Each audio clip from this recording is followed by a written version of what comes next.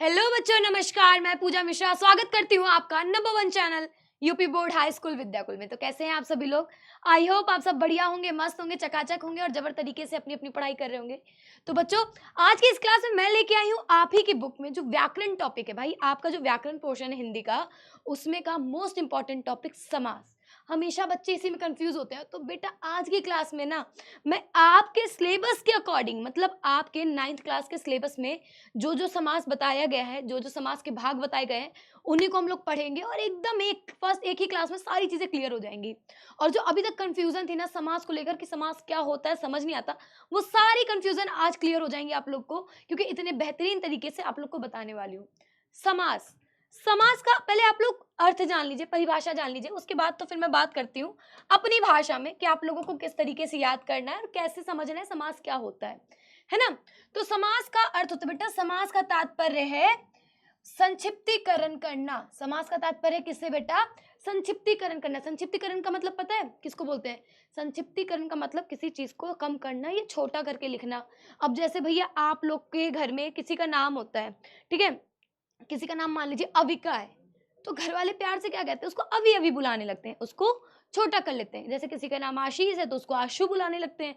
तो क्या करते हैं? नामों को छोटा कर लेते हैं। इसी तरह हम लोग शब्दों को भी छोटा करते हैं, उसका संक्षिप्तीकरण करते हैं, मतलब उसको छोटे रूप में बताने लगते हैं।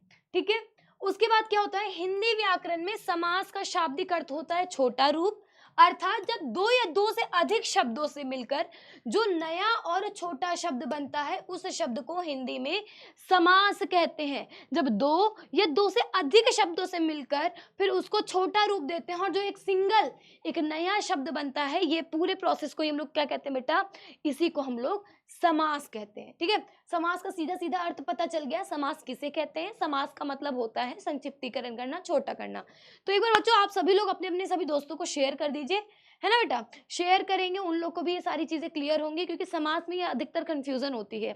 और ये ऐसा टॉपिक है ना, सिर्फ आपके स्कूल टाइम पे काम नहीं आएगा, ये लाइफ टाइम काम आने वाला है। हम लोग आज भी समाज पढ़ते हैं। आप किसी भी एग्जाम को दोगे, अगर हिंदी उसमें है तो हिंदी में समास पूछेगा ही पूछेगा, और बच्चे अधिकतर वहीं कंफ्यूज होते हैं। और सबसे एक मजेदार बात बताऊं, जो सबसे टफ टॉपिक है ना, तत्पुरुष समास, वो आपके सिलेबस में है और उसी को मैं आज क्लियर करूंगी। बाकी और समास तो किसी तरह याद हो जाते हैं ट्रिक के थ्रू, बट जो तत्पुरुष समास है ना, वो जल्दी याद नहीं हो पाते हैं, बच्चे हमेशा उसी में कंफ्यूज होते हैं। लेकिन आज की क्लास में मैं आप लोग को वो चीज क्लियर कर दूंगी। ठीक है बच्चों, तो अब जानते हैं समास का मतलब तो पता चल गया, संक्षिप्तीकरण होता है, छोटा करके लिखना होता है। आगे बात करते हैं और भी इसके बारे में। ठीक है। दूसरे शब्दों में कहा जाए तो समास वह क्रिया है जिसके द्वारा हिंदी में कम से कम शब्दों में अधिक से अधिक अर्थ प्रकट किया जाता है। समास का अर्थ क्या बताया गया है हिंदी में कि दूसरी भाषा में देखें या दूसरे अर्थ में देखें कि कम से कम शब्दों में अधिक बड़ा अर्थ प्रकट करने को ही समास की प्रक्रिया कहते हैं, समास कहते हैं। क्लियर?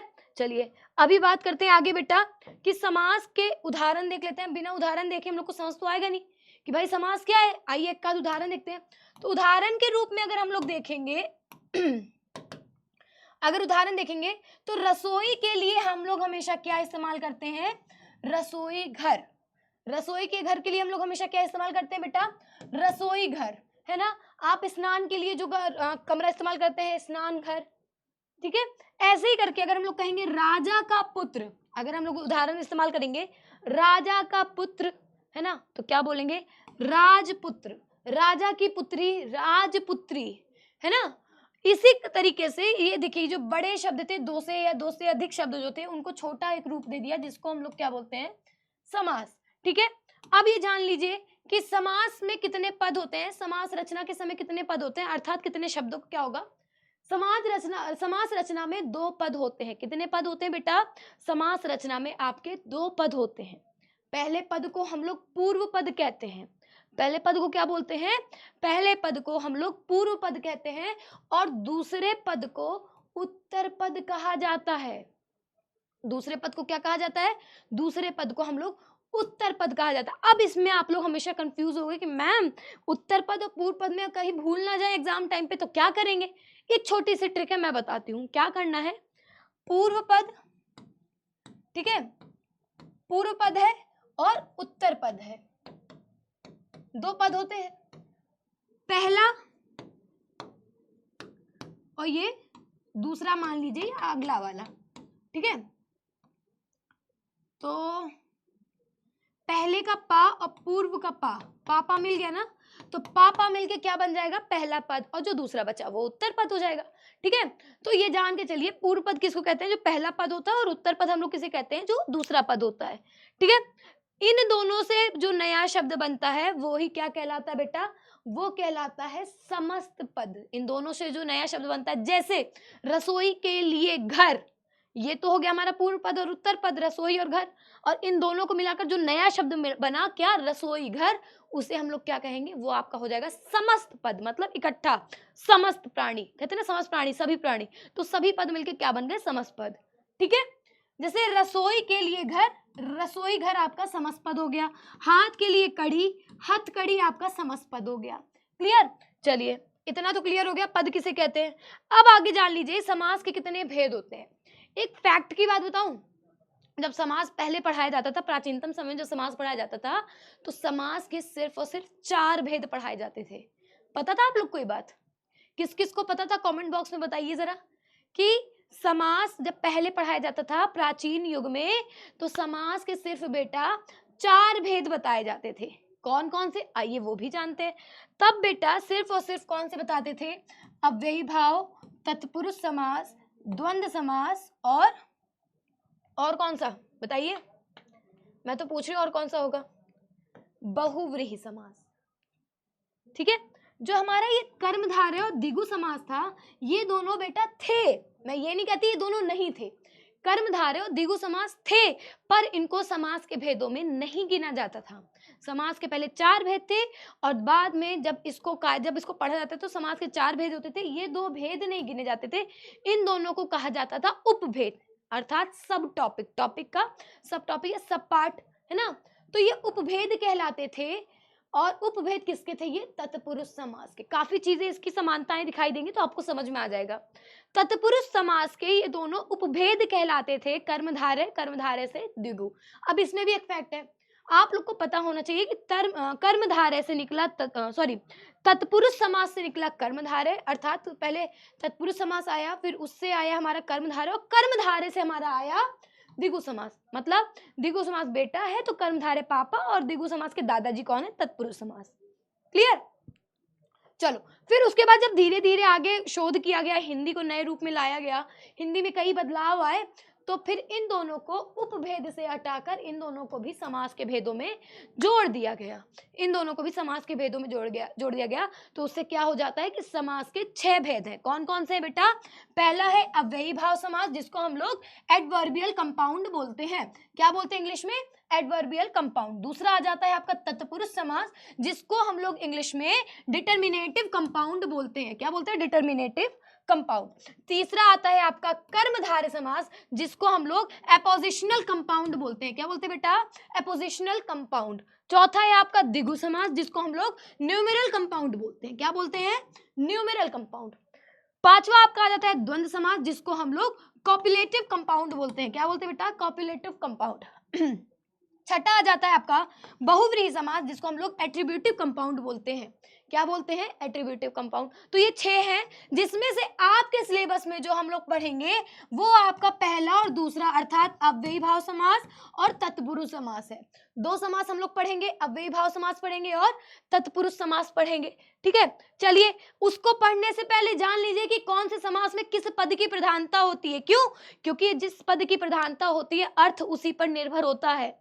समास का जो अर्थ निकल के आता है, जिसपे अर्थ का दबाव रहता है, वो प्रधानता के ऊपर होती है। आइए जानते हैं। अभी आप लोग कहेंगे ना मैम तत्पुरुष से कर्मधारय, कर्मधारय से द्विगु, ये समझ नहीं आया, ऐसा क्यों, वो उसमें से क्यों नहीं हो सका। तो आइए रीजन बताती हूँ।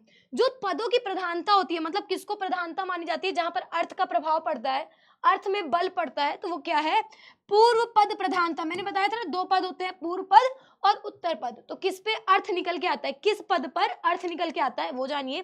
तो पूर्व पद की प्रधानता बेटा किसमें होता है, अव्ययी भाव समास में। किसमें होता है, अव्ययी भाव समास में। दूसरा होता है उत्तर पद की प्रधानता।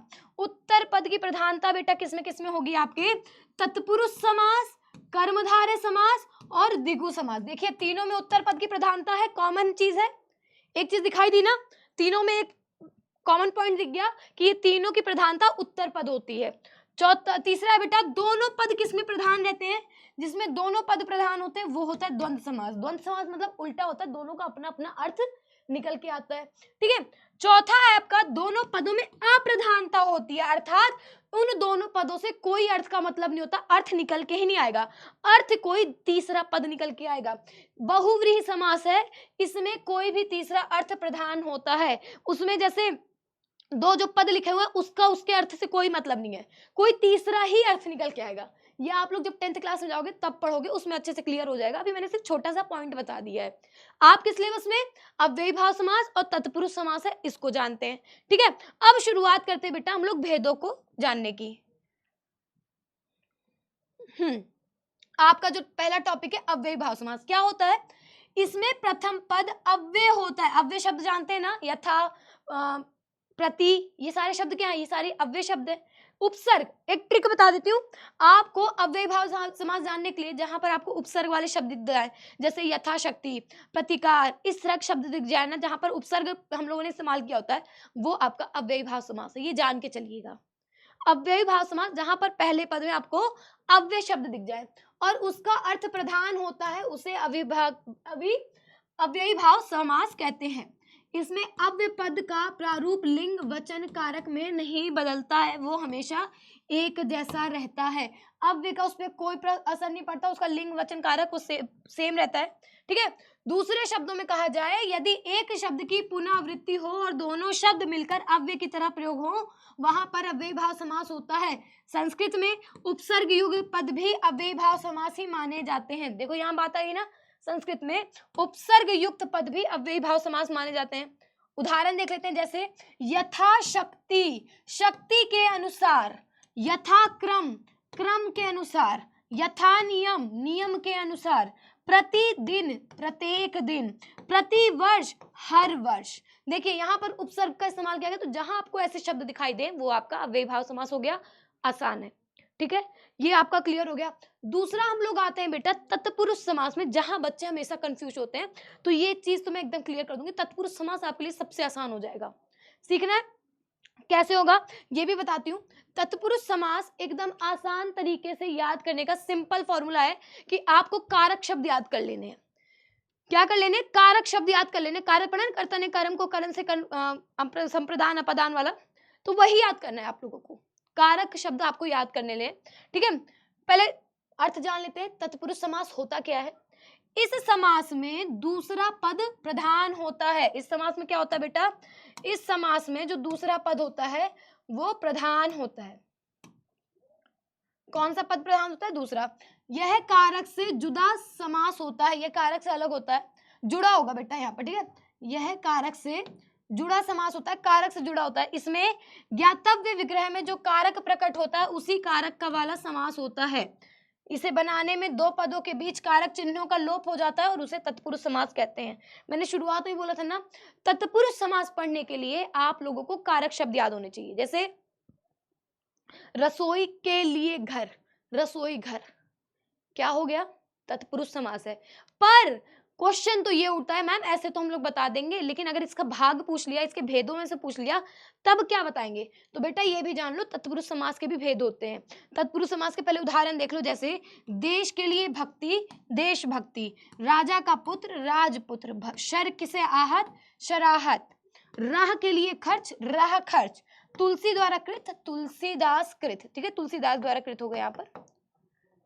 अब देखो इसके भेद कितने होते हैं। तो तत्पुरुष समास के, वैसे तो तत्पुरुष समास के 8 भेद होते हैं। कितने भेद होते हैं बेटा? 8 भेद होते हैं, किंतु विग्रह करने की वजह से कर्ता और संबोधन 2 भेदों को लुप्त रखा गया है। 2 भेदों को क्या किया गया है? लुप्त किया गया, छुपाया गया है। इसलिए विभक्तियों के अनुसार तत्पुरुष समास के 6 भेद होते हैं। कितने भेद होते हैं? 6 भेद होते हैं। अब आप लोगों का आज का टास्क ये है कि वो कौन से 2 भेद हैं जिनको लुप्त रखा गया है, इनको आप कमेंट बॉक्स में जरूर बताएंगे। बाकी 6 भेदों का तो यहाँ पर हम लोग विश्लेषण करने ही जा रहे हैं। सबसे पहला हमारा जो आता है वो आता है हमारा तत्पुरुष समास में पहला आता है कर्म तत्पुरुष समास। 6 भेद कौन कौन से होते हैं पहले वो जान लीजिए।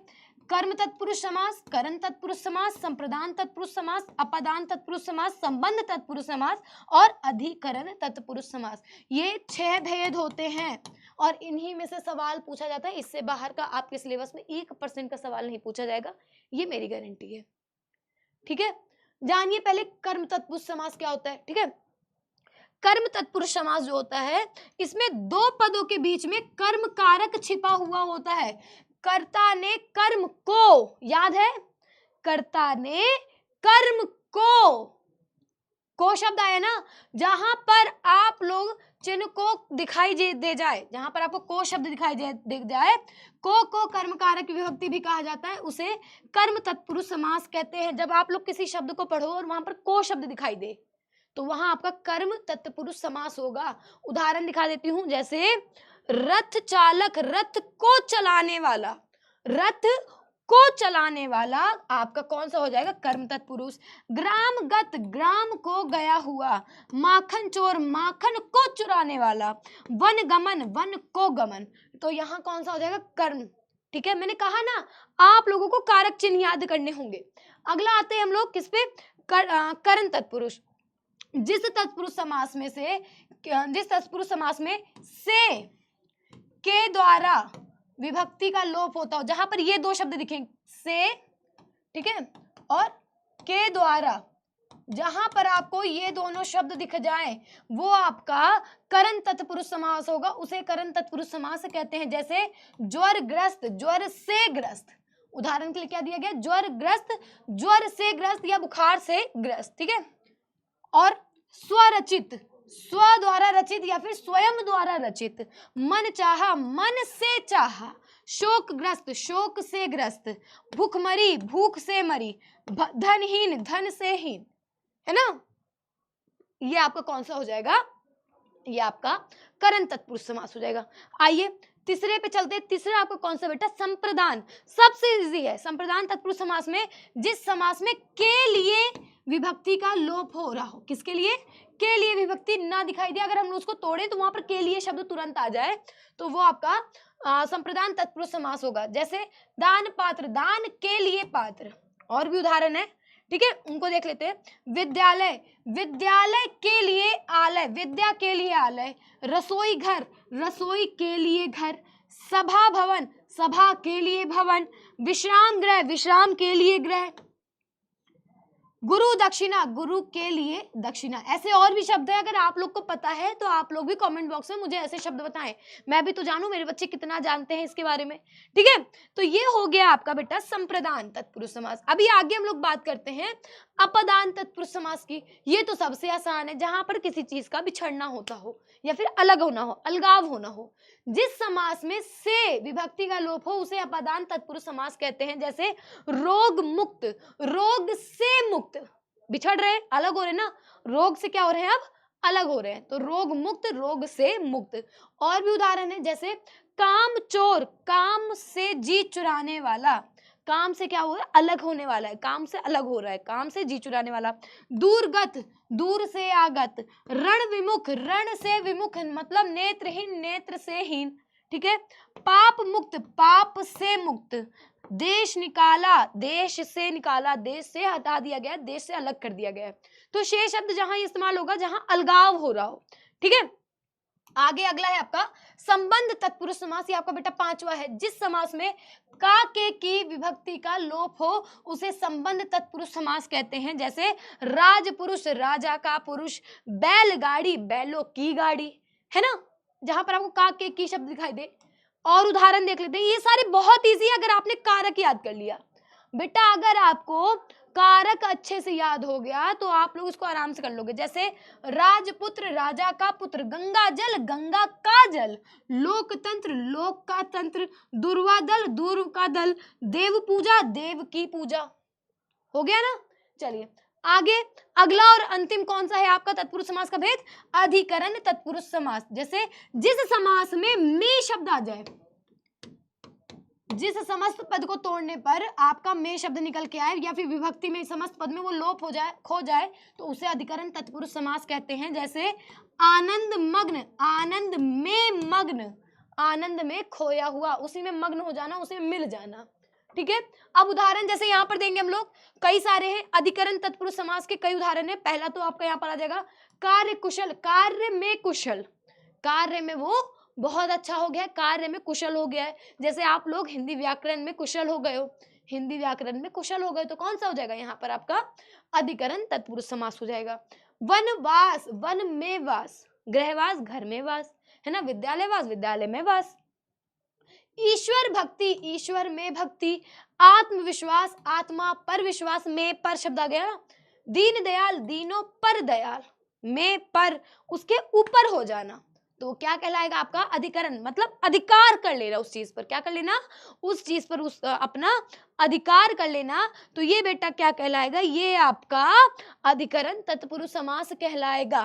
ठीक है, तो ये थे बेटा आपके पूरे समास का पूरा परिचय, जिसमें मैंने बताया कि क्या क्या समास क्या होता है, समास के कितने भेद होते हैं, है ना, और फिर समास में पद कौन कौन से होते हैं, उत्तर पद क्या होता है, पूर्व पद क्या होता है।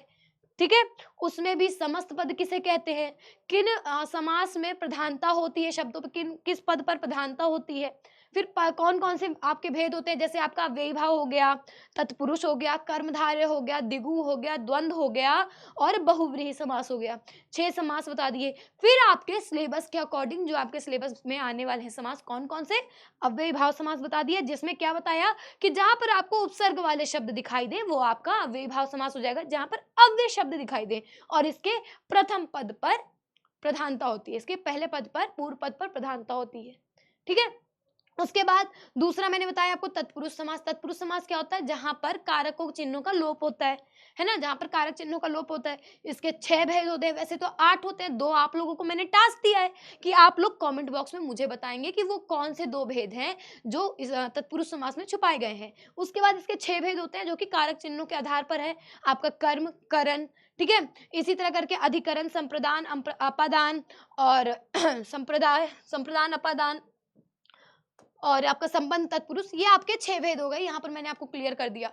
ठीक है, तो ये बेटा आपके पूरे सिलेबस का था, जो कि हमने 10 मिनट में पूरा अच्छे से सीख लिया और आई होप आप लोग को क्लास अच्छे से समझ आई होगी, समास आपका एकदम क्लियर हो गया होगा।